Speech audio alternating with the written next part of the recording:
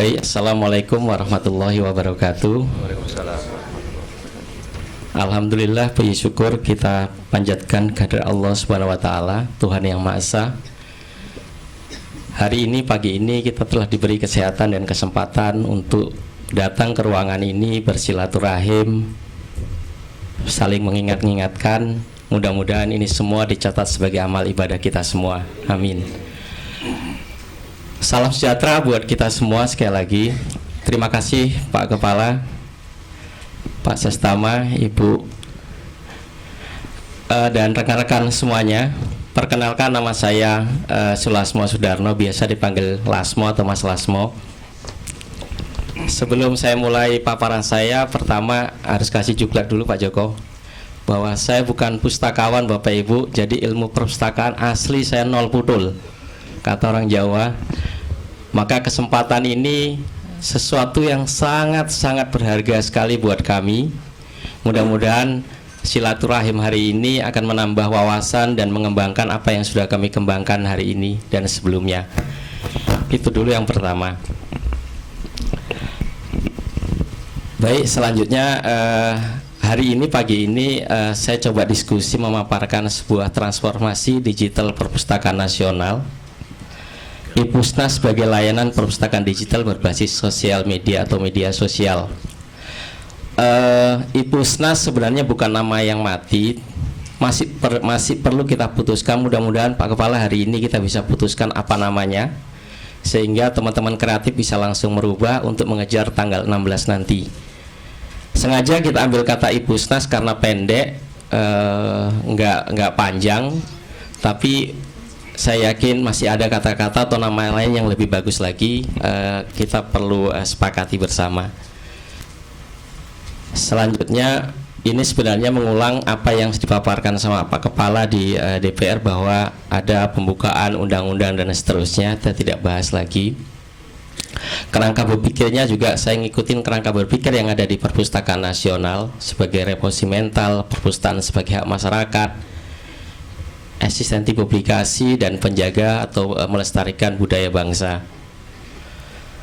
Fungsi dari Perpusnas juga saya ambil juga, bahwa sebagai perpustakaan pembina, perpustakaan deposit, dan seterusnya. Strateginya untuk meningkatkan minat baca, meningkatkan pustakawan, dan meningkatkan kemampuan literasi. Dan targetnya adalah kalau bisa nanti setelah kita melakukan program ini, capaian targetnya dari rendah menjadi sedang, kalau nggak salah begitu kemarin. Salah satu caranya adalah transformasi digital. Kenapa? Karena memang sekarang eranya digital native, semua orang pakai HP dan segala macam. Bagaimana kita memanfaatkan kehebohan anak-anak di dalam bersosial media untuk sedikit melirik tentang buku. Itu sebenarnya ide awalnya, walaupun perjalanannya untuk mencapai transformasi digital ini panjang ceritanya. Saya ulangi lagi apa yang dikatakan atau dipaparkan sama Pak Joko, bahwa pada dasarnya adalah Perpustakaan Nasional punya potensi yang sangat besar menjadi repositori, sebuah repositori semua konten-konten digital yang ada di Indonesia, baik dari semua pihak, media sosial, peraturan perundang-undangan, dan sebagainya. Itu bisa menjadi dikumpulkan menjadi sebuah repositori yang ada di bawah penguasaan atau pengendalian Perpustakaan Nasional. Itu bisa tercapai Bapak Ibu ketika kita ngomong konten digital, maka tidak terlepas dengan namanya digital right management. Tanpa ada DRM, maka para stakeholder di dalam industri konten digital itu tidak akan percaya dengan apa yang kita kerjakan. DRM itu muncul karena adanya copyright, yaitu pengakuan terhadap sebuah karya cipta. Nah, lawannya pasti pirasi, banyak pembajakan di mana-mana. Betapa sekarang konten-konten digital itu tidak diurusin, diupload di dalam sebuah website yang tanpa ada inskripsi atau apapun, sehingga orang bisa mengambil dan mengganti, mengopi, mengeprint tanpa mengakui eksistensi dari hak cipta pengarangnya. Itulah kondisi yang sekarang terjadi. Makanya muncul DRM. Apa itu DRM? Sepintas sebenarnya. Boleh saya sambil minum ya Bapak? Siap, cukup.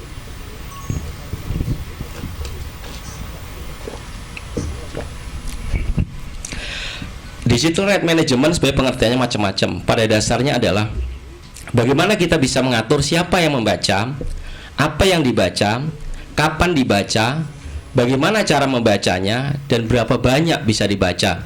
Dan masih banyak lagi variabel-variabel yang lain. DRM fungsinya terus tumbuh dan berkembang sesuai dengan kebutuhan, tetapi semua berangkat dari copyright.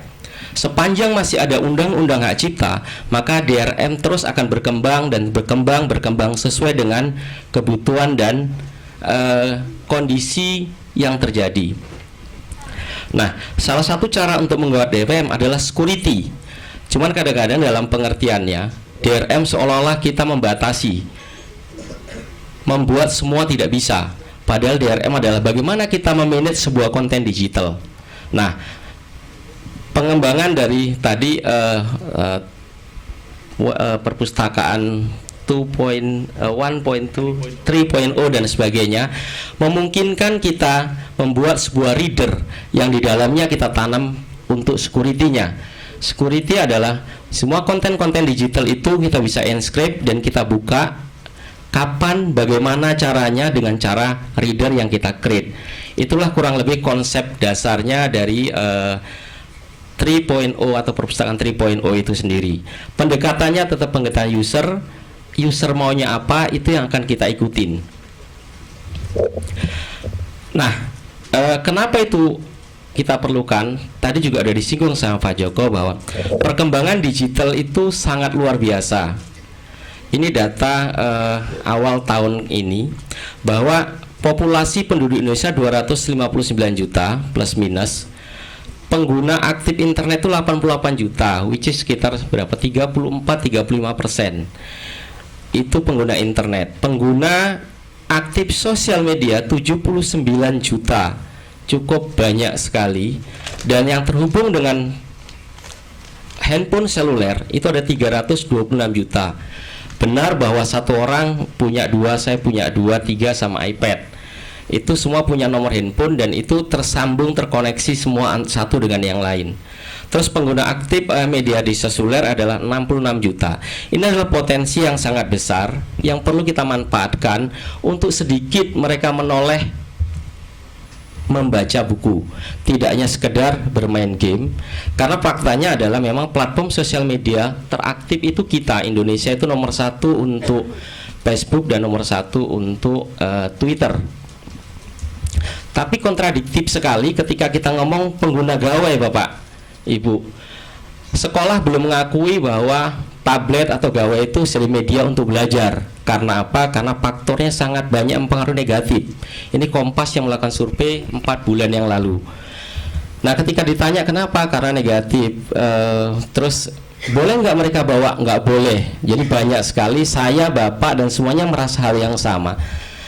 Tetapi faktanya adalah usia pengakses internet itu 49% usia anak-anak sekolah.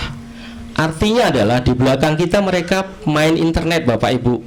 Sembunyi-sembunyi main internet, berfacebookan, WA dan sebagainya. Sehingga tidak kita manfaatkan untuk semaksimal mungkin internet dipakai untuk media belajar atau media yang lebih bermanfaat. Karena itu user habitnya di internet itu 43% dipakai buat main game dan buku cuma 2,7%. Ini kesalahan yang kita sengaja, seolah-olah bahwa internet, gadget itu barang haram yang harus dihindari, nggak boleh dipakai kecuali di belakang kita. Efeknya sampai hari ini seperti itu. Nah, bagaimana kita merubah itu? Sebenarnya banyak teman-teman yang sudah melakukan dalam industri ibu. Ada Papataka tahun 2008, mungkin Bapak Ibu semua masih ingat, tutup karena tidak ada yang mau baca dan mau beli. Begitu juga selanjutnya sampai tahun 2015, Cipika Book atau Indosat masih mengeluarkan sebuah aplikasi yang namanya Cipika Book. Mereka pada dasarnya adalah toko buku digital, menjual buku-buku untuk dibaca. Faktanya adalah tidak ada yang mau membeli buku digital. Kenapa? Banyak faktornya, tapi di dalam datanya kami ada 4 hal yang membuat industri buku digital itu tidak berkembang. Pertama adalah perubahan reading interest. Orang maunya bacanya cepat, mudah-mudah aja, gampang-gampang, nggak mau lagi baca yang tebel-tebel. Satu sisi memang budaya baca kita tidak begitu bagus. Pada saat bersamaan datang sosial media yang berporak-porandakan semua tatanan kehidupan kita. Ini juga semua menjadi bingung, toko buku bingung, penerbit bingung, pembaca bingung, kita semuanya bingung Bapak menghadapi perkembangan yang sedemikian pesatnya. Nah, permasalahan kedua adalah konten. Bapak Ibu, ketika kita ngerjakan Jakarta dan pada saat itu Pak Gubernur mengalokasikan dana 20 miliar untuk membeli buku digital, kita kumpulkan penerbit, tidak ada bukunya Bapak Ibu. Mereka tidak punya buku digital. Gramedia sebesar itu hanya punya waktu itu 3.500 judul buku saja. Kenapa? Karena nggak ada digital copyright antara penerbit dengan penulis. Sehingga ketika penerbit mau mengalimediakan, mereka takut dengan undang-undang hak cipta. Apa yang terjadi? Mereka suratin satu-satu Pak, menjelaskan satu-satu. Kami bareng-bareng ngumpulin penerbit, ada yang suka, penulis, ada yang suka, ada yang nggak suka. Dan pada saat itu hanya 25% dari alokasi yang ada itu untuk bisa beli buku pertama kali yang ada di Jakarta. Sehingga kalau ditanya, nggak ada Pak, belum banyak buku, karena kita nggak konsen terhadap itu. Bangsa ini tidak pernah konsen terhadap karya cipta digital. Beda sekali ketika di Malaysia, karena ketika itu kita diundang ke Malaysia untuk mengimplementasikan konsep ini. Mereka sangat siap sekali di dalam mentransformasi konten-konten digital. Nah, konten Bapak Ibu kita miskin sekali. Hari ini alhamdulillah sudah banyak sekali penerbit yang berbondong-bondong. Tapi ketika 3 tahun 4 tahun yang lalu kita mulai, kami diusir Pak. Tidak ada yang mau baca buku digital. Itu faktanya. Nah, yang ketiga, karena konsepnya tadi jualan, perlu ada payment gateway. Bagaimana cara membayar buku di dalam e-commerce-nya. Nah, ada 6 pertanyaan dalam hati setiap orang untuk memutuskan membeli buku apa tidak kaitannya dengan buku digital. Dari mulai isinya, covernya, sampai terakhir punya nggak aksesnya. Dan faktanya adalah pengguna internet itu karena anak-anak nggak punya akses terhadap kartu kredit, nggak punya akses terhadap perbankan Pak, sehingga begitu melihat buku bagus mereka langsung memutuskan tidak jadi beli.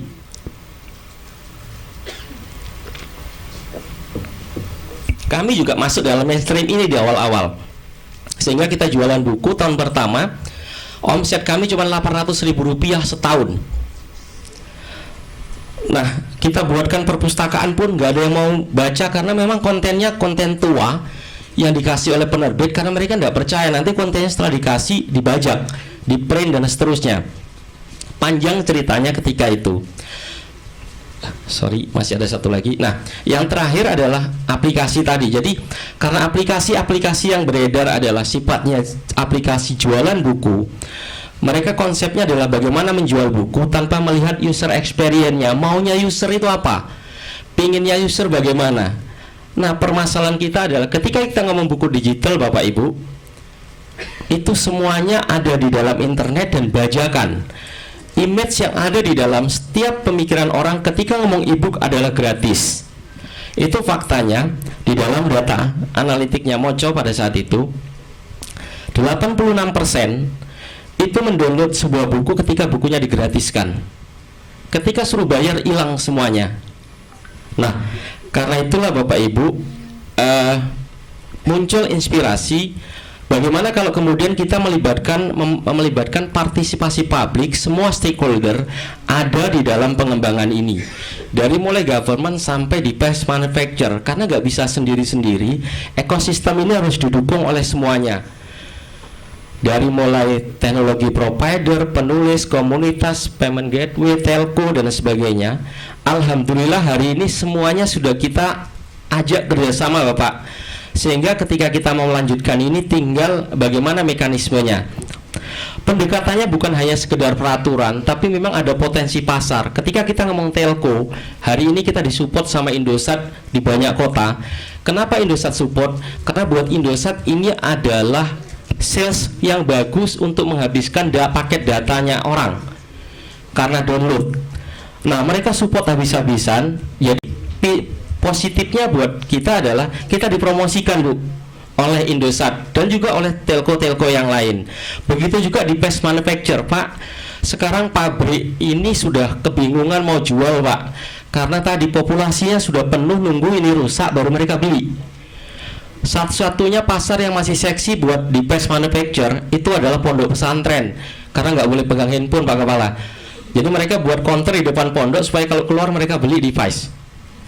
Nah, itu semua ketika kita ajak dalam program ini, mereka senang sekali karena ini menjadi potensi pasar. Nah, ketika sebuah peraturan digandengkan dengan potensi pasar, insya Allah akan menjadi sebuah ledakan yang sangat besar untuk mencapai perubahan budaya. Itu yang kami pahami.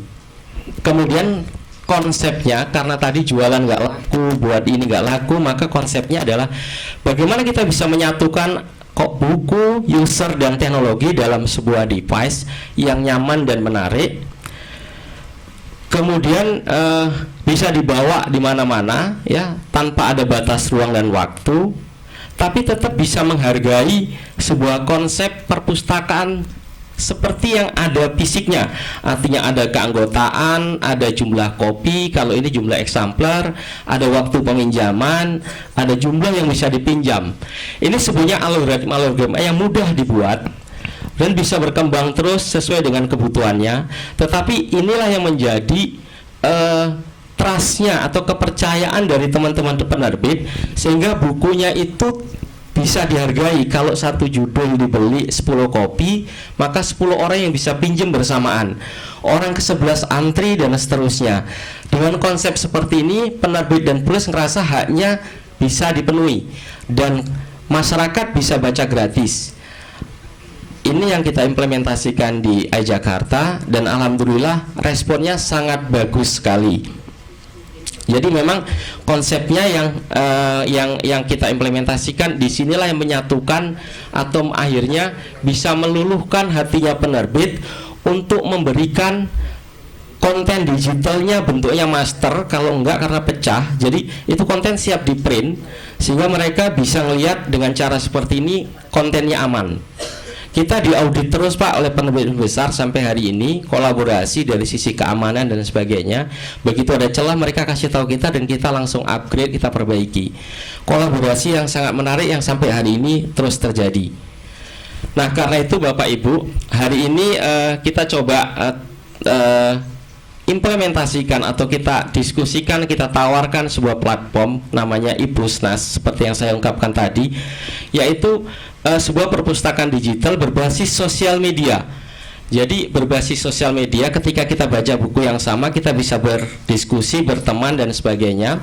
Kemudian kita kembangkan di dalamnya akan banyak perpustakaan-perpustakaan sesuai dengan karakteristiknya masing-masing.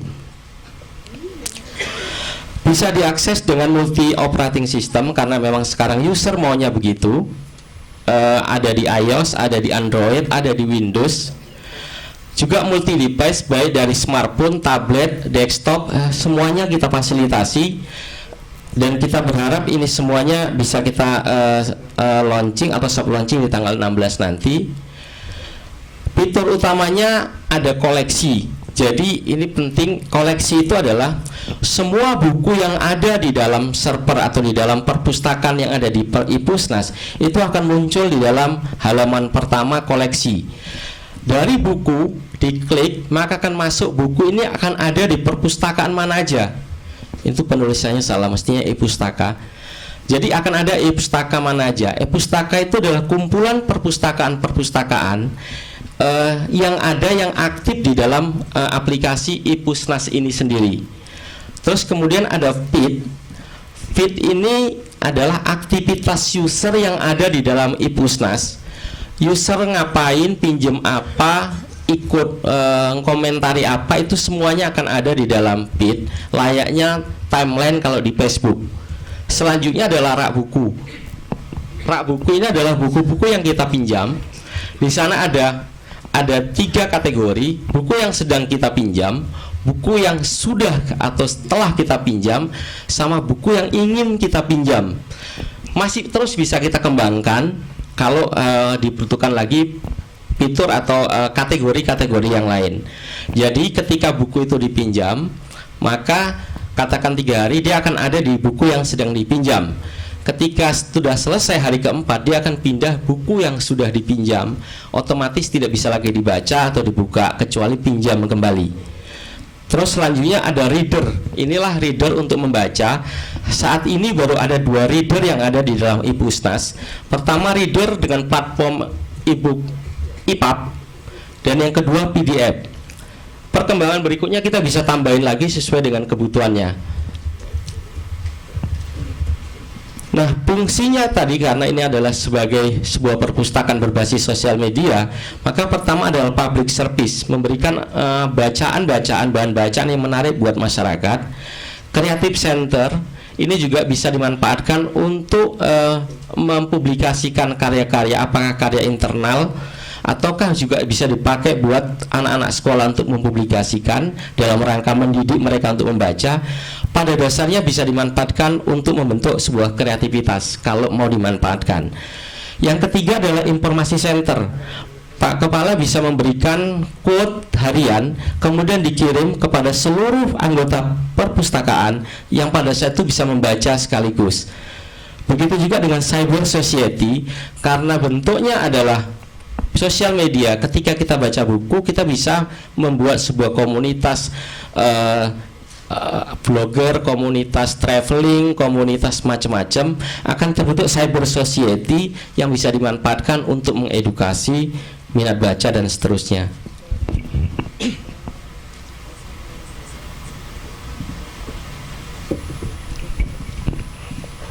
Bapak Ibu sekalian, manfaatnya sebenarnya sangat banyak sekali.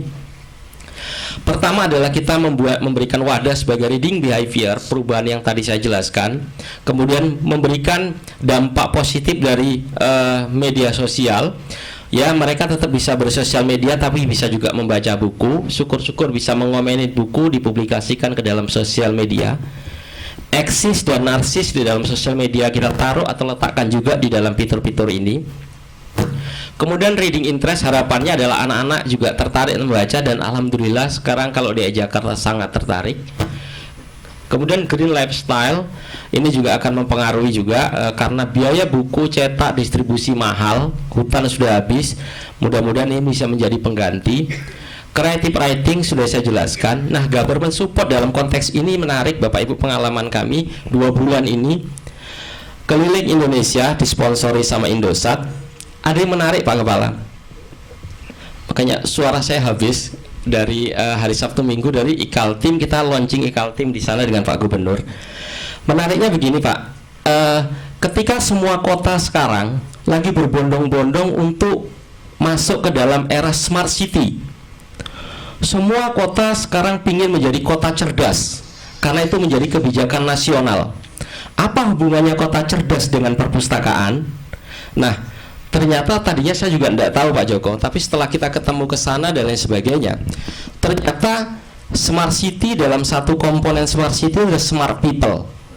Nah, smart people ini hanya bisa dilakukan oleh Perpusnas, nggak bisa dengan yang lain. Kenapa begitu? Tadi karena usernya itu maunya gratis Pak. Gitu. Ketika didekati dengan pola pendidikan menggunakan learning management system, itu semua nggak jalan. Jadi ketika kita jelaskan tentang konsep perpustakaan ini, maka semua wali kota ngomong saya mau e-library dulu. Kenapa? Karena itulah yang bisa menarik minat anak-anak untuk masuk ke dalam konsep smart city-nya. Setelah itu baru ngomong e-government, baru ngomong yang lain. Tadi itu bahwa ternyata perpustakaan punya andil yang sangat besar ketika dimanfaatkan kerjasama dengan semua kota untuk mengimplementasikan perpustakaan, karena tadi gratisnya itu dulu Pak yang diambil, sama eksis narsisnya di sosial media. Setelah itu barulah masuk ke komponen-komponen yang lain. Itu kurang lebih yang kita lihat. Jadi antusias kota, kabupaten, provinsi terhadap ini tuh luar biasa sekali. Ini tinggal kita tangkap, kemudian kita bisa masukkan nanti di dalam konteks di bawah binaan semuanya adalah di Perpusnas. Nanti di belakang ada ininya. Itulah government support yang mesti kita manfaatkan untuk meningkatkan minat baca dengan pola-pola seperti ini. Selanjutnya, integrasi Bapak Ibu dengan apa yang sudah ada di sini. Ini bukan hal yang baru Bapak, ini adalah kepanjangan tanganan dari apa yang sudah ada di Perpustakaan Nasional. Pertama adalah ahli media pasti sangat tetap dibutuhkan dan kemudian kita publikasikan di Ipusnas. Berikutnya adalah terbitan internal. Internal ini bisa internal dari Perpustakaan Nasional. Apakah itu bentuknya SOP, peraturan, perundang-undangan, kebijakan, apapun majalah dan lain sebagainya. Selain dicetak, perlu kita publikasikan juga menggunakan lewat Ipusnas tadi. Terus kemudian deposit otomatis ini bisa kita kembangkan. Mestinya kita pelan-pelan masuk ke penerbit Pak Kepala seperti yang Pak Kepala inginkan untuk menjelaskan konteks ini, tetapi harus didukung oleh peraturan dan perundang-undangannya. Misalnya adalah ketika mereka sudah ada undang-undang mengatakan harus menyerahkan depositnya. Nah, deposit ini bisa diserahkan misalnya dalam bentuk digital. Bentuknya 1 kopi, tinggal kalau mau nambah untuk kepentingan tinggal ditambah mau 10 kopi, 20 kopi. Tapi minimal 1 kopi ada di sini. Tapi butuh waktu untuk mengedukasi mereka pelan-pelan. Perlu dibuat kemudahan-kemudahan yang dibutuhkan. Apa kamu apa enggak? Nah, inilah tugas kita bersama.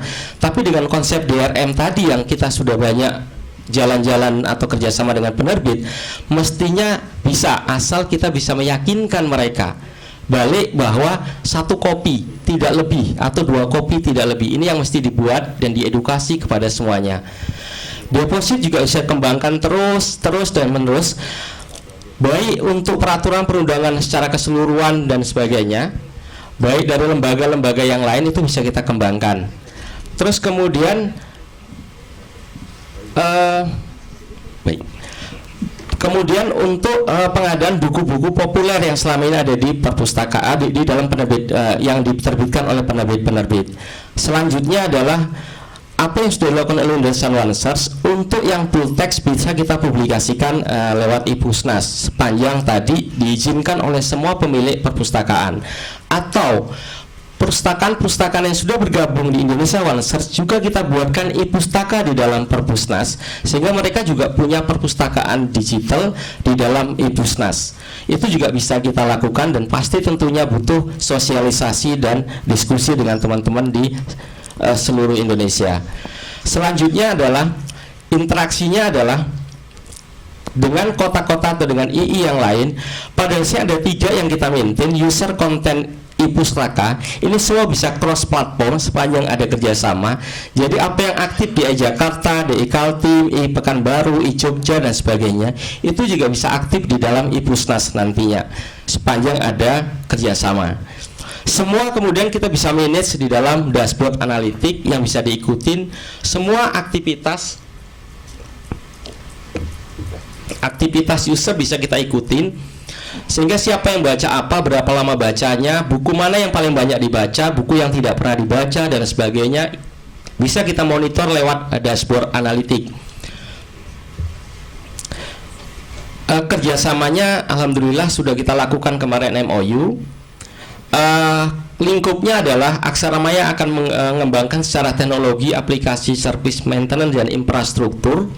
Kemudian Perpusnas akan membuat regulasi tentunya, konten, sosialisasi dan pembinaan.